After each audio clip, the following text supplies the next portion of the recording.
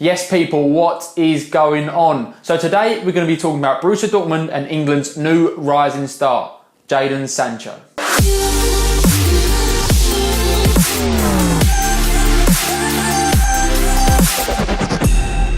The 18-year-old winger has burst into the spotlight this season with his performances for Dortmund and has even made his England debut.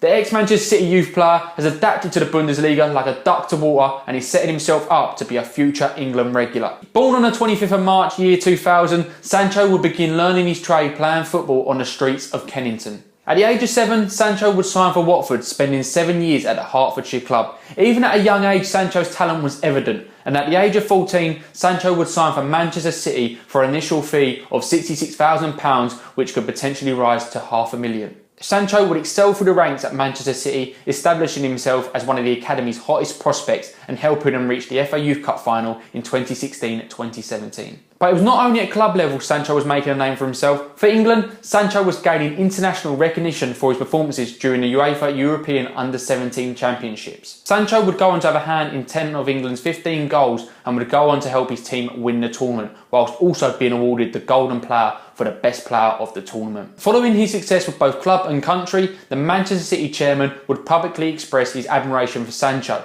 and said he would be fast-tracked into the senior squad. However, this process was cut short as Sancho was omitted from the pre-season tour due to complications and disagreements over a proposed new deal. This would be the beginning of the end. Sancho would go on to miss several training sessions and would essentially force the club into a position where they had to let him go. Sancho then moved to Borussia Dortmund for an initial fee of £8 million and was handed the number 7 shirt. The move raised a lot of eyebrows, as an English player moving abroad is not very common, especially as someone as young as Sancho. Sancho's reason behind his move to Dortmund was playing opportunities, something that people didn't believe would come until a few more years. Although in Sancho's first season at Borussia Dortmund, he would go on to receive Bundesliga Rookie of the Month for January, showcasing his unquestionable talent, as well as proving his decision to move away from Manchester City might not have been such a bad decision after all. Sancho has started this season in red-hot form. The 18-year-old winger has established himself as a regular in the Borussia Dortmund squad and is now one of the most talked about teenagers in world football following his debut for England. With 6 assists already to his name this season from only 3 starts, Sancho is joint top with the most assists across Europe's top leagues. So let me show you Sanchez's role in the Borussia Dortmund team and why he has been so effective thus far. So at Borussia Dortmund, Sancho is primarily a winger, although has previously played as a number 10 for the youth teams at Manchester City and Watford. Sancho is a perfect example of the modern day winger,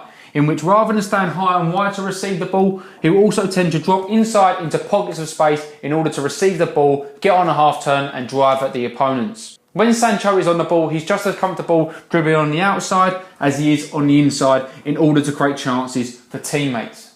Sancho has played both on the left and the right wing this season, although has had more success on the right. As a right winger, Sancho has accumulated 4 goals and 6 assists compared to only 1 goal and 2 assists on the left. This could be due to Sancho being naturally wider on the right wing, as he would tend to go on the outside of the defender onto his stronger foot in order to create chances for teammates. As a winger, Sancho tends to isolate himself 1v1 with a fullback. This is where Sancho flourishes. He uses his speed and trickery to enable him to get past the defender and deliver a ball into the box for an on-rushing midfielder or a striker to finish. Sancho's success on the right this season could also be due to the man that plays behind him, Achraf Hakimi. Hakimi is an attacking fullback that can play on either side. Hakimi's ability to dominate the opposition's winger gives Sancho the freedom to stay high and wide and focus more on attacking rather than defending. Sancho has a very diverse game and many different attributes, but one of his key attributes is his dribbling. Sancho is a great dribbler. His ability to beat multiple defenders is exceptional. He's just as comfortable beating a defender on the inside as he is on the outside.